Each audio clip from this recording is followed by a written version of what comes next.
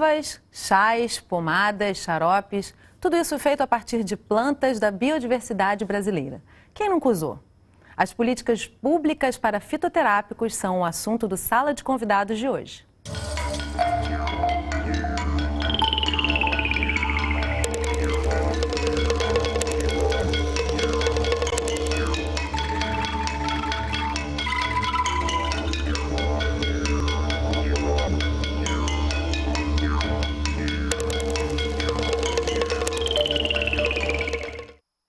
Para conversar com a gente, estão no estúdio Ana Cláudia Dias, gerente técnica e de propriedade intelectual da Abfina, Associação Brasileira das Indústrias de Química Fina, Biotecnologia e Especialidades. E Glauco de Cruz, Vilas Boas, coordenador do Núcleo de Gestão de Biodiversidade e Saúde de Biomanguinhos da Fiocruz. Muito obrigada pela presença de vocês aqui no estúdio com a gente. O convite. Primeiramente, queria trazer a questão da política de 2006, que foi lançada, e onde a gente avançou desde então? Como é que está isso hoje? Bom, na minha opinião, essa política ela é histórica, porque antes não existia uma política que tratasse de plantas medicinais e fitoterápicos. Então, a gente acha que o desenvolvimento e a própria inovação nessa área dependia de uma política nacional. Então, ela representou esse marco histórico, como também, a partir daí, toda uma reflexão sobre que políticas complementares, o que faltaria para que isso se torne uma realidade no país. Eu acho que ela é um marco histórico nos dois sentidos. Bom, a gente tem um material para assistir. Afinal, como está e quais são os principais entraves para o desenvolvimento das políticas públicas para os fitoterápicos? Vamos ver. A relevância do uso de plantas na saúde humana não é uma discussão nova. Os indígenas sempre souberam aproveitar a biodiversidade brasileira para fins terapêuticos. E ainda pelos idos de 1500, os primeiros portugueses que aqui chegaram já se apropriavam dessa prática. Demorou até que surgisse a ideia de incorporar o uso da fitoterapia na saúde pública. Debate que tomou força a partir do início dos anos 2000 e que só foi oficializado enquanto política pública em 2006. É a ideia de poder utilizar a nossa biodiversidade como recurso terapêutico, principalmente trabalhando com a ideia de que a gente não fique do meio da cadeia para frente. O que isso quer dizer? Que a gente possa também incluir nisso o aspecto da produção do insumo, quer dizer, que a gente incorpore, essa é uma grande novidade na política, a agricultura familiar, a produção do insumo e, consequentemente, a sua padronização, para daí a utilização dele com fim terapêutico. Um grande entrave para o desenvolvimento da política é o cenário econômico muito mais favorável à indústria farmoquímica. Segundo Raine Felipe, que é diretor do Laboratório de Fármacos Farmanguinhos da Fiocruz, a produção do insumo é uma das grandes questões. O município é o responsável por essa gestão, mas nem sempre o insumo vai ser encontrado na região. Além disso, por pessoa, ele custa mais caro do que o medicamento tradicional. Como nós temos hoje a população em grande maioria urbanizada, eu acho que é preciso que também haja um certo nível de industrialização do fitoterápico, né? Quer dizer, do produto, do medicamento, colocado nessa condição de um fitoterápico. E aí há uma discussão de escala e de mercado. Eu acho que essa também é uma necessidade de apoio a essa indústria, para que a gente possa ter um padrão Alemanha em termos de utilização de fitoterápicos, onde lá aproximadamente 40% do mercado é dominado por produtos de origem vegetal. O objetivo da política é garantir o acesso seguro e o uso racional de plantas medicinais e fitoterápicos e, ao mesmo tempo, promover a sustentabilidade através da biodiversidade brasileira, valorizando e preservando o conhecimento das comunidades tradicionais e indígenas. Porém, 8 anos depois, o cenário da política no SUS ainda não consegue superar problemas antigos, como o preconceito quanto à comprovação científica dos efeitos terapêuticos dos produtos. Nós não podemos cair nessa confusão de ajudar o preconceito, como se isso fosse algo que não tivesse, por exemplo, estudos comprobatórios, que tivesse formas de dar à população segurança, porque, como a gente sabe, a diferença entre o remédio e o veneno é a dose. Muito interessante a matéria. A reportagem traz algumas questões bem pontuais, né? A primeira que me impressionou um pouco foi o Heine falando que a gente aproveita pouco a nossa biodiversidade. Até que ponto a gente aproveita essa biodiversidade brasileira? Pouco, muito pouco. A gente tem, assim, a gente não conhece a nossa biodiversidade, né? E eu acho que a gente aproveita pouco. E eu acho que o Heine falou uma coisa muito importante, que é usar a cadeia produtiva, entender a cadeia produtiva, não só do meio para frente, que é o que é feito aqui com o fitoterápico. A maioria das pessoas não entende como é complexa essa cadeia produtiva. Então, pensa só na parte da industrialização, mas tem que pensar na parte do produtor rural também. Então, a cadeia produtiva de fitoterápico vai do produtor rural até a indústria do medicamento de ponta. Então, essa cadeia tem que ser entendida, que é muito complexa, né? E qual é a diferença dela para a cadeia produtiva do sintético? Já começa a partir do insumo, né? Do insumo farmacêutico ativo, que não de origem vegetal, o sintético. Então, parte daí para frente. E a cadeia produtiva de fitoterápico começa no campo. Então, tem a questão do tempo, tem a questão do bioma. Então, isso tudo vai fazer essa diferença e vai tornar a cadeia produtiva muito mais complexa, né? Até o entendimento com o produtor rural, com a comunidade tradicional. Isso daí faz toda uma complexidade que dificulta esse entendimento, dificulta até o levantamento de mercado, o levantamento de da complexidade realmente dessa cadeia produtiva, né? E ao mesmo tempo que faz valer mais a pena ainda investir nessa cadeia. Mais a pena, porque nós somos muito dependentes, né, de insumos. Então, essa dependência de insumo, a gente pode terminar com essa dependência de insumo farmacêutico. A gente tem um insumo aqui, natural. É só saber utilizar isso, né? Só ter como utilizar, né? Outra questão interessante que o Heine fala é uma comparação com a Alemanha, que é um país pequeno com nada de biodiversidade se comparado com o Brasil. Ou seja, que exemplos a gente tem para seguir no mundo, no caso, Glauco, para realmente investir nisso e de que forma? O caso da Alemanha, na década de 90, ocorreu simultaneamente com o caso dos Estados Unidos. Nos Estados Unidos, o Congresso americano colocou os fitoterápicos como uma alternativa, sem passar pelo FDA, reconhecendo que, junto com outras terapias complementares, reduzia até 25% dos casos de internação de doenças crônicas degenerativas, quando eles já tinham um orçamento da saúde de $1 trilhão. E na Alemanha, as pessoas começaram, na década de 90, a utilizar os fitoterápicos das suas plantas tradicionalmente conhecidas, e havia um caso específico na área psicológica, psiquiátrica, na coisa de depressão, onde quase 50%, ou enfim, uma cifra grande da população se tratava com extrato de hipérico, que é uma planta de lá. E isso, eu acho que foi uma coisa importante, porque ela permitiu essa nova categoria de medicamento ser aceita. O fitoterápico é um medicamento que tem que cumprir a qualidade, a eficácia e a segurança como qualquer outro medicamento. Uhum. Então, a partir daí, abriu uma oportunidade para países como o Brasil de fazerem suas políticas de fitoterápicos.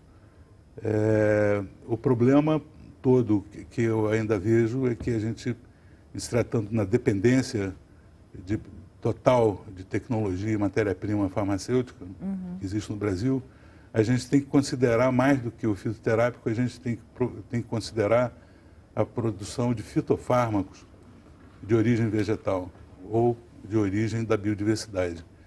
E aqui eu queria voltar à pergunta anterior sobre o conhecimento da biodiversidade.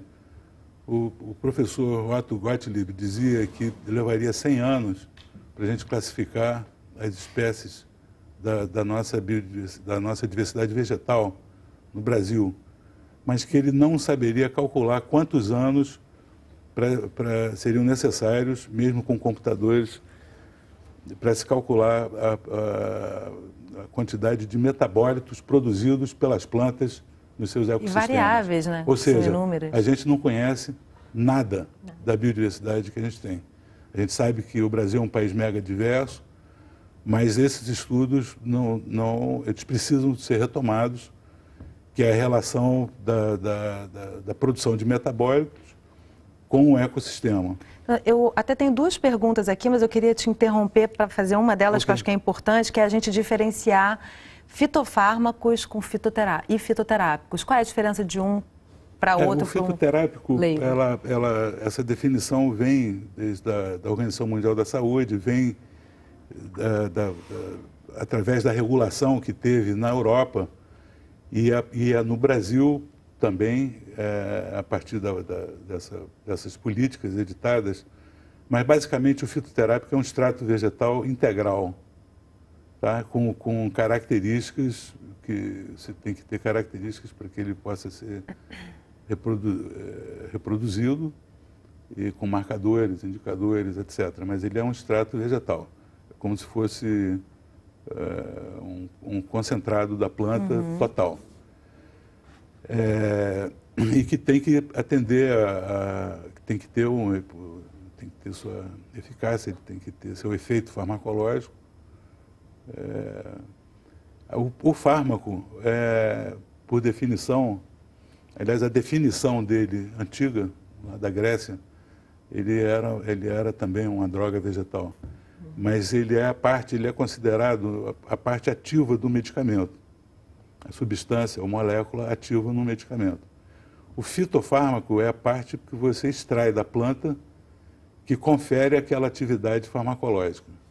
Então, é a partir daí que você tem a formulação de medicamentos que não são considerados fitofármacos, são considerados medicamentos, porque você trabalha da mesma forma. A diferença é que a gente, trabalhando com a biodiversidade, a gente contaria com essa usina de moléculas a nosso favor, sem precisar passar por tantas etapas de pesquisa e adequação de moléculas sintéticas que visam, basicamente, a obtenção de patentes e que trava o conhecimento durante 10 anos, pelo menos. Esse é, com certeza, um dos principais entraves disso tudo, né? Agora, antes da gente avançar, Glauco, tem uma outra questão aqui que retorna um pouquinho as questões que foram trazidas na reportagem, que eu acho bem importante também.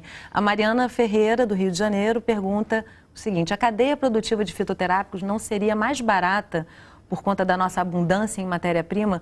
Porque na matéria é citado que fica mais caro. Teoricamente, fitoterápico deveria ser bem mais barato. O que acontece hoje que encarece um produto que deveria ser genuinamente mais econômico? Acho que a pesquisa, né? A pesquisa, a parte de P&D, a parte realmente de pesquisa, para extrair daquela planta o fármaco, né? Extrair o princípio ativo daquela planta, a partir daí utilizar e achar um medicamento, né, e fazer isso virar um medicamento industrializado, eu acho que é isso que encarece, né, porque a questão de produção rural, a gente tem área, a gente tem produção, a gente conseguiria fazer isso, né, só que assim, a pesquisa é que demanda muito tempo. Então, hoje em dia, para você lançar um fitoterápico, da pesquisa até o lançamento, são 10, 12 anos para você conseguir. Então, o custo desse tempo, né, de trabalhar nessa cadeia produtiva inteira, isso é que acaba sendo mais custoso, mas realmente deveria ser mais barato, porque a gente já tem a matéria-prima. Mas né? A gente tem o preço do medicamento, uma história. O custo do desenvolvimento é outra história. E o que isso tem a ver com gestão? Então, um momentinho, tem tudo a ver, mas o custo para fazer o desenvolvimento de um medicamento, hoje no mundo, está em torno de 2 bilhões de dólares, que é um custo proposto pelas companhias que investem muito dinheiro em marketing, propaganda, pesquisa, compra de companhias, é um custo altíssimo. O fitoterápico produzido no Brasil recentemente, depois da política, ele teve um custo total de desenvolvimento, se não me engano, de 10 milhões, talvez até menos, não foi mais do que 10 milhões. Você vê Então, existem os mitos, que são estatísticas tomadas do mercado com grandes empresas internacionais. Sintéticos. E as possibilidades do que isso representa no Brasil. Eu acredito que se nós tivéssemos políticas específicas, esse custo seria bem menor e ainda com benefício e repartição de benefícios sociais muito maiores que deveriam ser pensados também como parte desse processo. Bom, então antes da gente avançar para a questão da gestão, que eu acho importante colocar, é sobre essa questão da política. A política nacional de fitoterápicos não traz nada que avance nesse sentido? De 2006 para cá? Um pouco de política. As políticas de ciência e tecnologia, de uma forma geral, seguem modelos internacionais.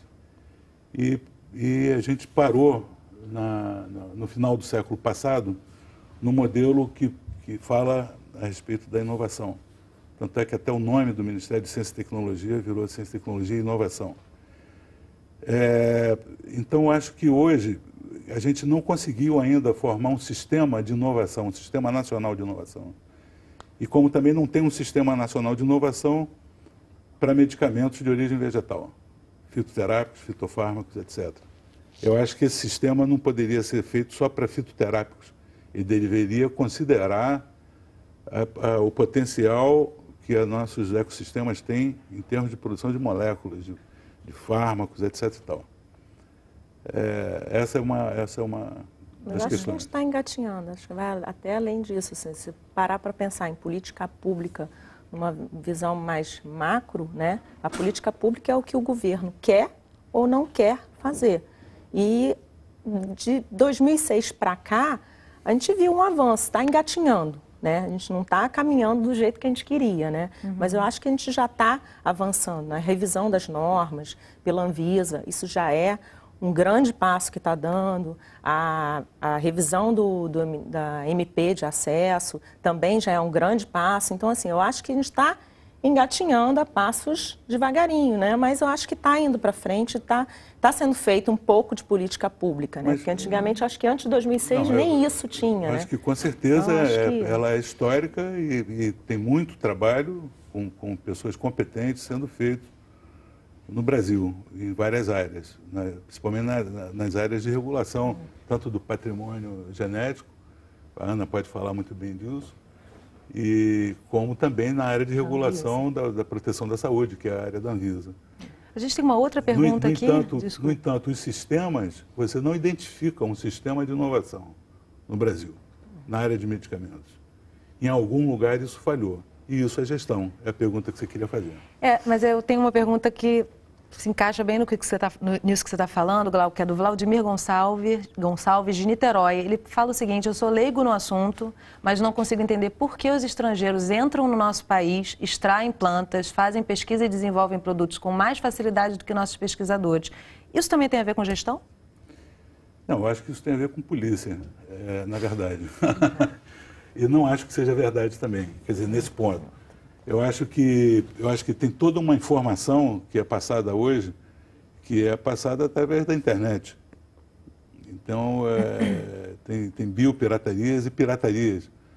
Eu acho que é uma questão complexa. Eu acho que não essa é uma imagem, acho que um pouco equivocada do é um estereótipo antigo, talvez. talvez. Quer dizer, que vem aqui o sujeito leva uma opção de planta e vai lá e faz. Eu acho que evidentemente, eles sabem o tamanho da nossa biodiversidade e acho que nessa competição internacional eles lutam para que nos seus países os medicamentos de origem vegetal não exista. O interesse deles é pegar as moléculas, fazer moldes para serem sintetizados, para que eles consigam ter a patente e dominar isso no mercado. Então o Brasil precisa se preparar para entender essa realidade, entender como proteger a sua biodiversidade, como fazer a distribuição do benefício social e a distribuição do conhecimento tradicional, o retorno, e como progredir no sentido de promover a inovação. Tem que ter políticas que deem o berço para essa inovação. A gente não está mais falando só... Todo esse conhecimento é muito importante, mas a gente não está falando de medicamentos que possam ser facilmente criticados por alguém que pouco sabe de saúde pública e pouco sabe sobre medicamentos, como a gente vê a miúde na televisão quando atende alguns interesses, que eu não sei a que tipo de interesse que atende. Certamente não é do interesse da saúde, nem dos brasileiros e muito menos da biodiversidade. Então, eu acho que a gente precisava ampliar mais a discussão de como garantir que essas políticas fossem resolvidas, fossem implantadas. Colocadas em prática, de fato, né? Como fosse construído esse sistema. Esse sistema é composto pelo governo, mas é composto pela indústria, é composto por agricultores, é composto por institutos de pesquisa, é composto por vários atores que estão ligados ao que ela chama de cadeia produtiva, você pode chamar cadeia de desenvolvimento, e eu prefiro não chamar cadeia. Eu acho que pelo contrário, seria a libertação da nossa tecnologia.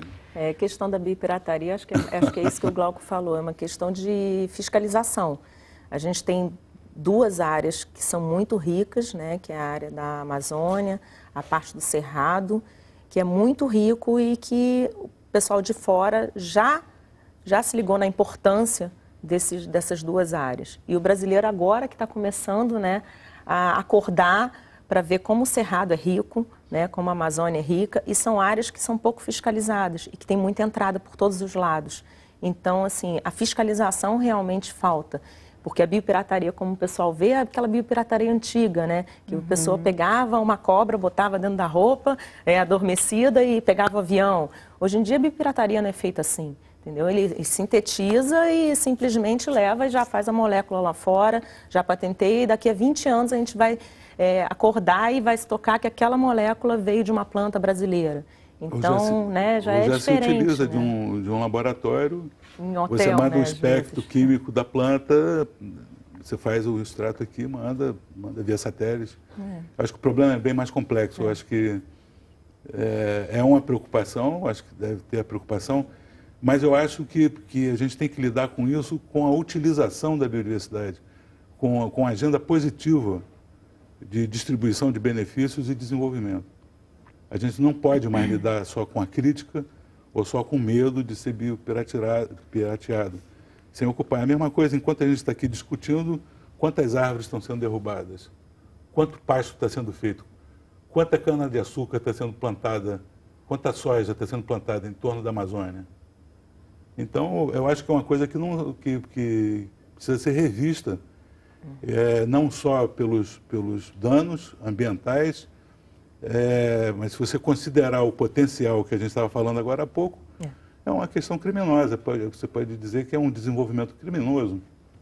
Isso aqui é um debate que tem que ser feito. Com certeza. Na sociedade brasileira. Ana Cláudia trouxe para a gente aqui um livro da biodiversidade, conhecimentos tradicionais associados. Está me explicando que isso aqui é os últimos anos, o histórico dessa evolução. Isso é um livro que foi organizado pela Simone Ferreira e pela Maria José Sampaio. Foi publicado pela SBPC, pela Sociedade Brasileira pelo Progresso da Ciência, né? E ele conta a história de 10 anos da implementação da MP de acesso à biodiversidade, que a primeira edição é de 2000, né? Ele começou a ser elaborado em 2010, contando justamente essa história, todos os entraves que essa legislação trouxe para a pesquisa e para o desenvolvimento, não foram poucos, pelo contrário. Então, esses são realmente entraves e que está totalmente ligado a tudo que a gente está falando, que é um entrave que é muito forte e que deu um baque na pesquisa e no desenvolvimento de fitoterápicos e de outros produtos da biodiversidade no Brasil. Né? Quer dizer, então, o que você está me trazendo, talvez, é que essa lei, da forma como foi colocada, ela acabou trazendo mais entraves do que avanços? Mais entraves do que avanços, principalmente para o Brasil. Isso, porque assim, você precisa, pela atual legislação, você precisa de autorização do CEGEM, você precisa de autorização do meio ambiente para pesquisar e para desenvolver. E essas autorizações demoravam muito para sair, a maioria dos pesquisadores nem tinham conhecimento dessa legislação, muitos foram ter conhecimento dessa legislação em 2010, quando teve a Operação Novos Rumos 1, do IBAMA, e que aí teve aquele boom, que teve a grande multa da Natura, dos grandes laboratórios farmacêuticos. Então, isso trouxe o assunto à tona, em 2010. ou seja, 10 anos depois da publicação da medida provisória. Foi aí que as universidades, os institutos começaram a acordar para o assunto, né? Então, assim, isso aí é tudo contado, essa história toda, em diversos, não só É importante, sobretudo, o registro, né, Ana? O registro, porque isso aí pega desde microbiologia a medicamento fitoterápico de ponta, pega todas as áreas da biodiversidade, realmente. Vou te interromper rapidinho para a gente fazer um rápido intervalo. A gente volta já, não sai daí, a gente continua falando sobre fitoterápicos.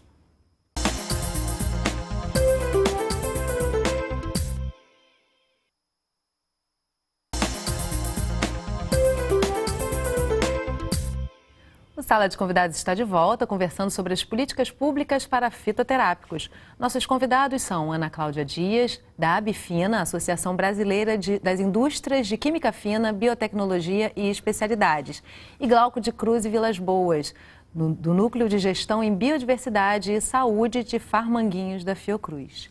Gente, eu queria retomar aqui o programa, trazendo uma última questão da reportagem que a gente viu no bloco anterior, com relação à gestão. A gestão hoje é descentralizada na produtividade desses medicamentos. Qual é a importância de se formar gestores direcionando-se para isso dessa forma e como é que a gente está hoje com a gestão dessa questão dos fitoterápicos no Brasil? Acho que essa questão da gestão é ampla, vai desde estruturas do governo que consigam implementar, ou de modelos de implementação de políticas públicas, que o Brasil está aprendendo a lidar com políticas complexas, políticas transversais, não só nessa área, como em outras áreas. Então, eu acho que aí é um problema. Do ponto de vista da gestão, também é a compreensão do que é uma política pública e de como que ela prevê o seu financiamento, que canais, para que instituições, para que atores. Então, você formar gestores que trabalhem não só no governo, como instituições de pesquisa, na própria indústria, no setor agrícola, enfim, em diversas instituições que tenham a compreensão do que é essa possibilidade no Brasil e que tenham a competência, que adquiram a competência de acompanhar a implementação de um programa, de um projeto de pesquisa, de ter a compreensão como que isso se liga na direção da inovação de medicamentos. Então, o nosso núcleo, compreendendo essa necessidade, inclusive, está com a proposta de um curso à distância, nacional, multidisciplinar, né, para pessoas que sejam formadas das diversas áreas, com o nome de Gestão da Inovação de Medicamentos da Biodiversidade, onde essas questões são abordadas desde políticas, desde a visão da economia, da visão da própria biodiversidade, da validação dos processos, da legislação, da regulação e depois todo um instrumental propriamente de gestão, né? Planejamento, etc. Isso ganha espaço em alguma regulamentação, lei, projeto de lei, normativa? Essa questão da gestão, ela é tratada com essa atenção, principalmente dessa intersetorialidade? Eu acho que, tomando como exemplo a política, ela foi elaborada por 12 ministérios, mais a Anvisa e a Fiocruz e a Casa Civil, né? No entanto, uma coisa que retarda é que nessa política o governo não tem um mecanismo de ver de como cada responsável por cada ação proposta naquela política, cada ministério, e quem que financia aquilo. E as demandas de financiamento são decididas por cada ministério, ou por todos os ministérios, ou elas teriam de ser decididas pela própria sociedade que existe e os atores que estão trabalhando voltados para essa inovação. São perguntas e respostas que merecem um estudo, merecem uma atenção. Na verdade, eu acho que toda essa questão está sendo discutida ao longo das últimas décadas, né? A gente ainda está vendo isso progredir, inclusive recentemente a gente teve um novo movimento nesse sentido. Um projeto de lei enviado ao Congresso Nacional deve facilitar a realização de pesquisas com recursos genéticos, como plantas e raízes da biodiversidade brasileira. A proposta simplifica os trâmites para a pesquisa de novos produtos cosméticos e medicamentos com base no patrimônio genético do Brasil. O projeto também prevê uma repartição mais efetiva dos ganhos com detentores do conhecimento tradicional, como são classificados os povos indígenas, por exemplo. Hoje, para trabalhar com recursos genéticos brasileiros, os pesquisadores precisam de uma autorização prévia, que demora, em média, 5 meses para ser emitida. O projeto de lei quer abolir essa regra. Pela proposta, as empresas teriam apenas que fazer um cadastro para a realização da pesquisa. A autorização só seria necessária para que o produto final do estudo seja comercializado. O projeto de lei prevê também que, quando a pesquisa se tornar um produto, 1% dos lucros da comercialização deverá ser repassado a um fundo nacional. A ideia é que esses recursos sejam distribuídos para as comunidades detentoras do conhecimento tradicional. Esses ganhos também podem ser repartidos de outras formas, com a construção de uma escola ou hospital, por exemplo. O que muda com esse projeto de lei, gente? É um avanço? Muito. Porque realmente esse retardo, né? Tem 14 anos da edição da medida provisória, né? E há 14 anos que o pesquisador brasileiro, a indústria brasileira, está sofrendo um pouco com esse problema do acesso ao patrimônio genético, né? Eu acho que esse projeto de lei está avançando muito bem e ele prevê coisas que já vêm sendo discutidas nessa última década, né? Como realmente acabar com a autorização e transformar em cadastro, que aí você realmente vai ter um controle, não vai ter instituição deixando de se cadastrar. Então, a questão da pesquisa vai facilitar muito a questão da pesquisa. A repartição de benefícios também vai ter a opção de ser não monetária também. Então, isso facilita também o entendimento com a comunidade tradicional, né? Essa parte do fundo que foi falado na entrevista, esse fundo ele vai ser voltado para a conservação e para ser aplicado nessas comunidades onde teve o acesso, né, a esse conhecimento tradicional. Então, acho que está avançando muito. Eu acho que esse 1% é em cima do produto final. Isso é muito importante, porque o que acontecia antigamente era duplicar esse pagamento dessa repartição. Então, assim, quem produzia o insumo, então, todas as partes da cadeia produtiva era obrigada a repartir benefícios, e aí tinha a questão do contrato, que tinha que ser prévio. Então, você entrava em contato com a comunidade tradicional, você já tinha que ter um contrato. Isso é praticamente impossível. Né? Se você trabalhar com uma comunidade indígena, é praticamente impossível, porque você tem o responsável legal da comunidade, né? E tem aquele que é o representante para a comunidade. Então, nem sempre são os mesmos, né?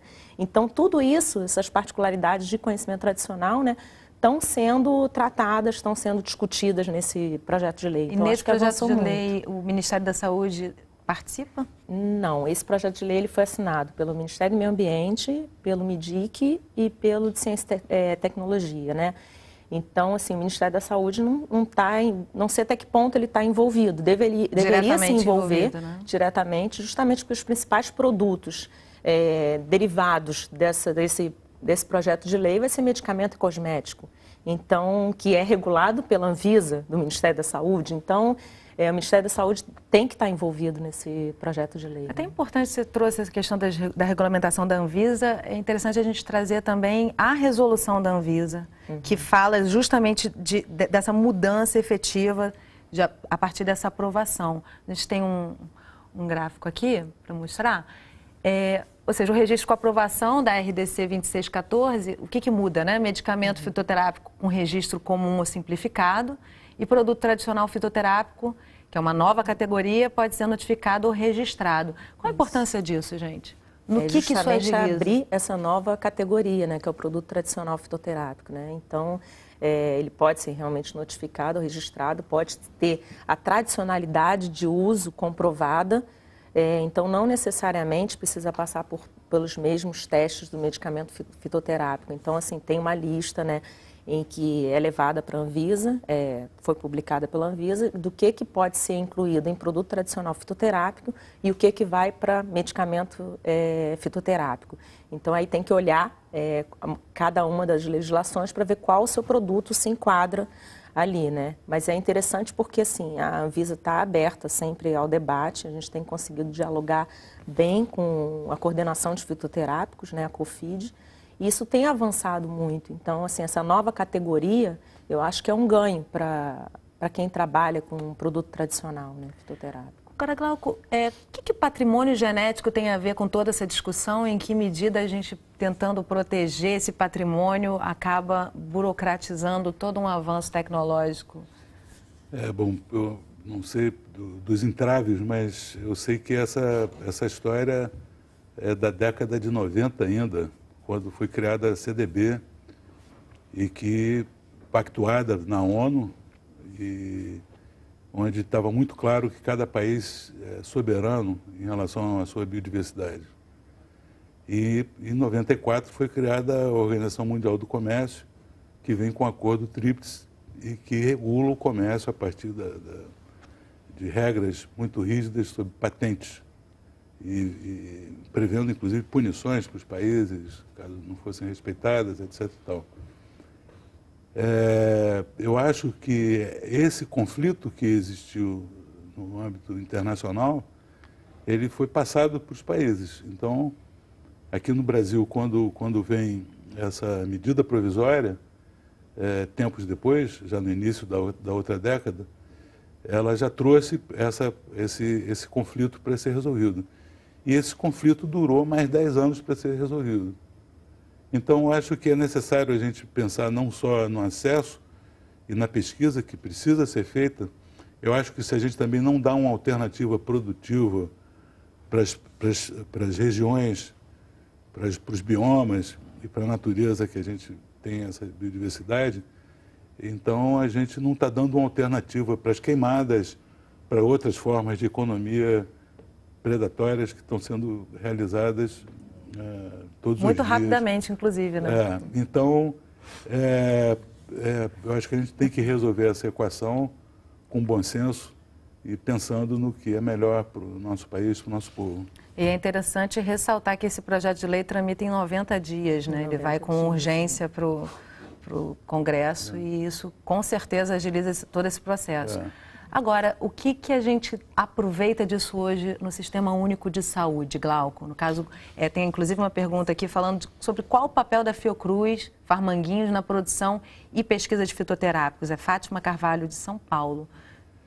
Bom, a Fiocruz, o nosso núcleo trabalha com a área do conhecimento, de cursos, tem uma plataforma tecnológica que a gente chama Plataforma Agroecológica de Fitomedicamentos, e presta serviços, inclusive, na identificação botânica, química e genética das plantas, da assessoria a projetos. A gente tem uma divisão de redes montadas nos biomas, nos principais biomas nacionais, e que reúne instituições em torno da discussão da inovação de medicamentos da biodiversidade. É um projeto bem grande. No entanto, a Fiocruz tem várias áreas de pesquisa. A gente sabe e acompanha que tem muitas das diversas pesquisas e desenvolvimento que são feitos dentro da Fiocruz. O número de pesquisas que lidam com plantas é superior a 50% do total de pesquisas da Fiocruz, que é uma amostra bem significativa. Farmanguinhos, no passado, teve responsável pelo desenvolvimento de 16 fitoterápicos, por diversos problemas de mudança de gestão, mudança de política enfim, diversos problemas. Não sei hoje quantos medicamentos estão em fase de desenvolvimento, mas está tratando dessa fase de desenvolvimento até hoje. Bom, do ponto de vista da Fiocruz, é isso. Do ponto de vista do núcleo, a gente tem uma visão, quer dizer, não é o núcleo que vai fazer isso, mas a gente tem uma visão do trabalho em rede, de reunir os atores, de indicar caminhos, de discutir projetos que estimulem a cooperação para que essa base do conhecimento aumente e que a gente caminhe em direção à inovação. Agora, quando a gente está trazendo todo esse assunto aqui no programa, me parece que passa-se muito pela questão política, passa-se muito pela questão acadêmica e de pesquisa. Agora, como é que a população brasileira se envolve nessa questão? Porque, no final das contas, o objetivo final é justamente chegar ao consumo de medicamentos. Como é que a população brasileira hoje, até onde a gente tem conhecimento disso, isso é levado para a população entrar nesse debate e até aprimorar? Essa é uma pergunta bem interessante. Eu acho que as políticas, a gente sempre pensa que a política é uma coisa pública, mas as políticas devem ser feitas para a sociedade. Né? As políticas são da sociedade e não só públicas. Então, às vezes, tem uns conflitos nas concepções e na implantação. Agora, a população brasileira, ela sempre, desde a colonização até sempre, teve contato com as plantas medicinais. Desde antes, entendeu?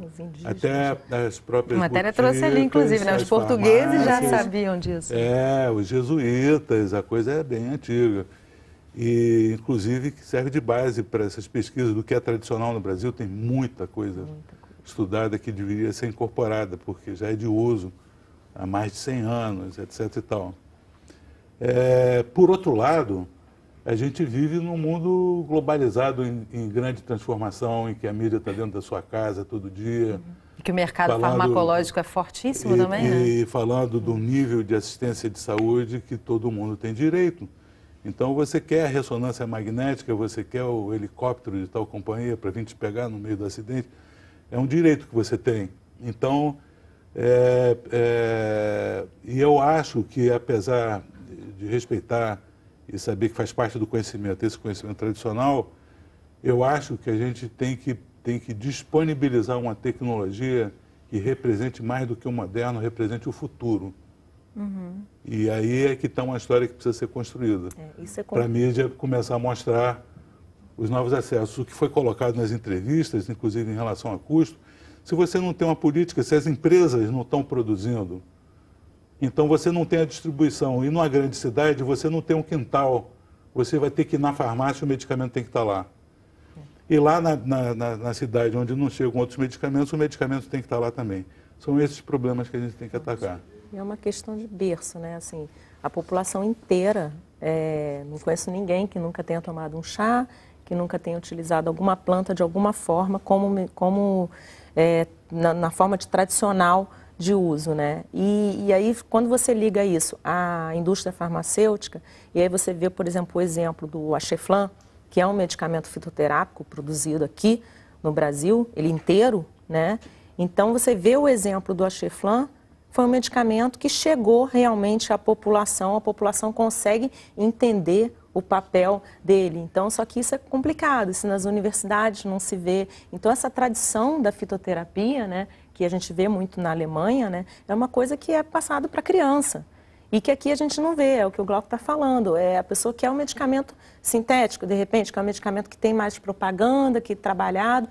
E pega muito também do que o Rainer falou. A diferença entre o medicamento, né, e o veneno, né, é a dose. Então, também tem essa questão, né, que a pessoa pensa, porque é planta, pode tomar à vontade, porque é natural, não tem problema.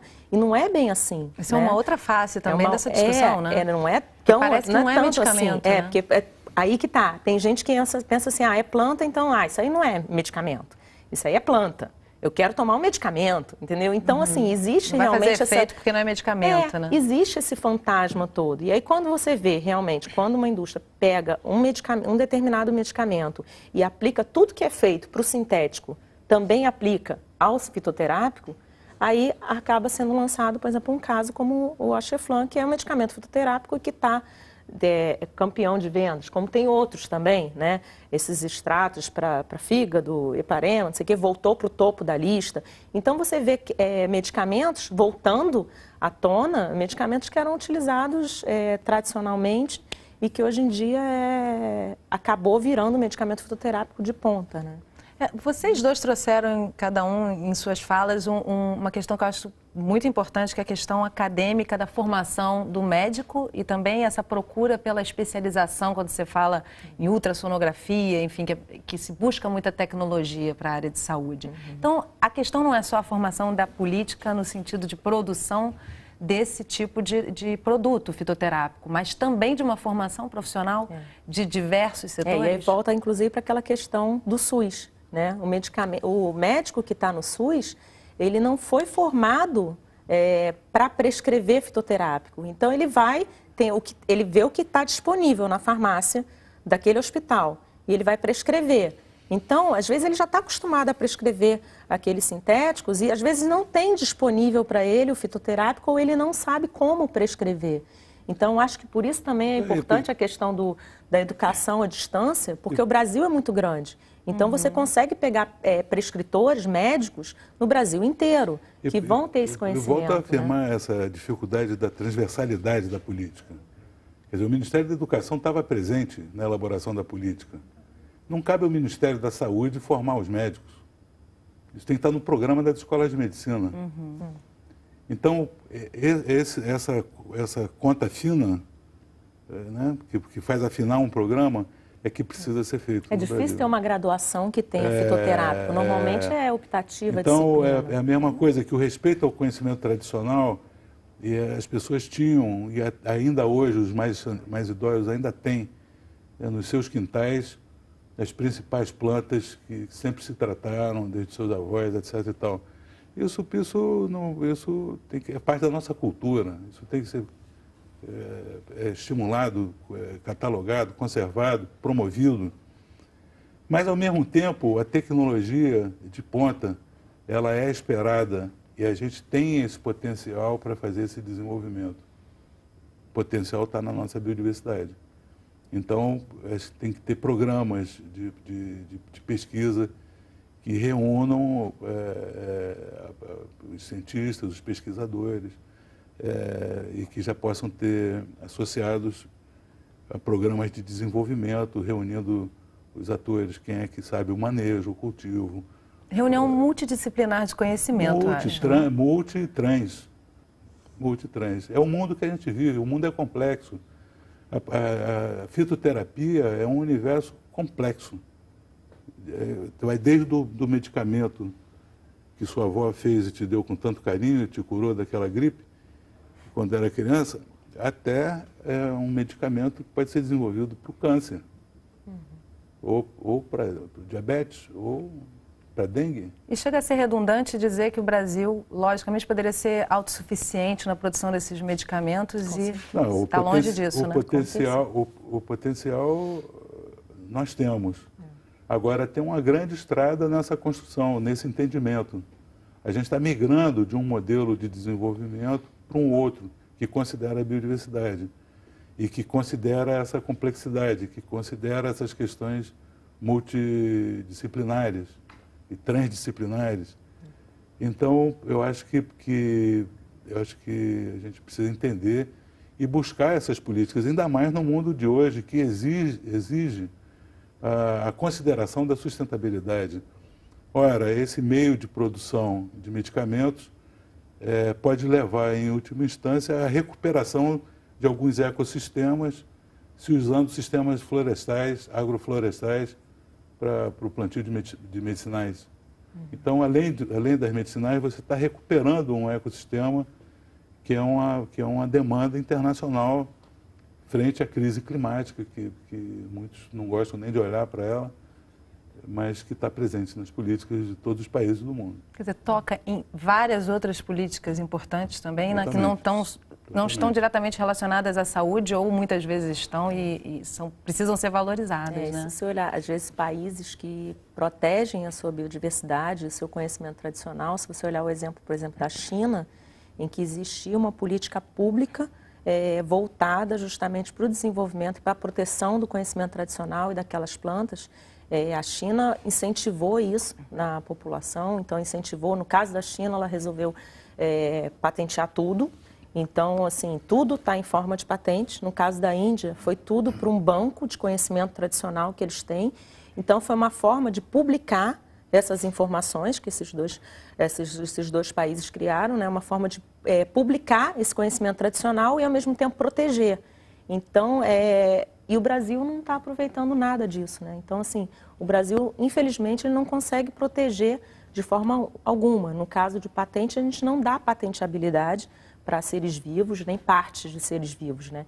Então, isso ainda é uma forma, mas isso é uma coisa que, assim, o Brasil está sofrendo muita pressão também para abrir nessa área, também para abrir a patenteabilidade de seres vivos. Isso também vai ser uma questão muito polêmica, que vai ser muito discutida daqui para frente, de realmente o Brasil, é uma pressão que está sofrendo, principalmente dos países desenvolvidos, do Brasil abrir essa patenteabilidade de seres vivos, né? Que a gente não tem. Então... Discutir isso tudo é urgentíssimo, né? É complicado, é complicado. A gente tem que saber onde é que está pisando. Com certeza, né? Bom, gente, eu quero agradecer muitíssimo a presença de vocês aqui. Eu acho que realmente é uma discussão muito importante para o sistema público de saúde, para a produtividade que a gente tem do nosso complexo industrial. E eu queria pedir a vocês considerações finais sobre esse assunto para a gente finalizar o programa, já que é um assunto tão, acho que delicado até, né, em se tratar dessa política toda.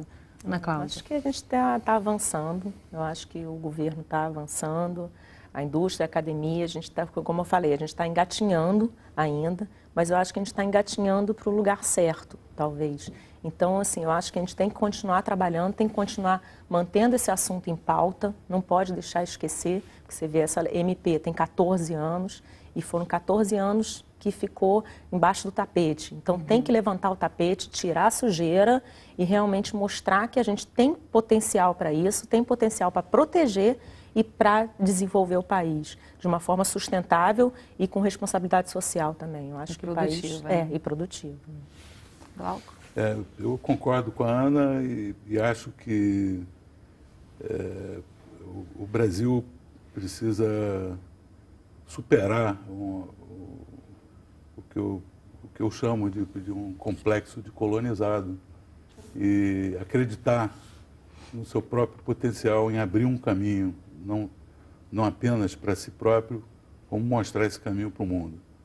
Eu acho que o Brasil de hoje tem essa condição, apesar do que no conhecimento popular, hoje em dia, a política se discute muito, a política do P pequeno. Eu estou falando da política com P maiúsculo. Isso é importante, né? Para a gente poder avançar. É bem importante. Numa questão primordial, gente. Muito obrigada pela presença de vocês aqui conosco. Foi Obrigado pelo convite. Obrigada. E se você quiser rever ou gravar esse programa, entre no nosso site, canalsaude.fiocruz.br. E você também pode acompanhar o Canal Saúde no Facebook e no Twitter. O Sala de Convidados contou com a colaboração da NBR. A gente se vê na próxima semana. Até lá!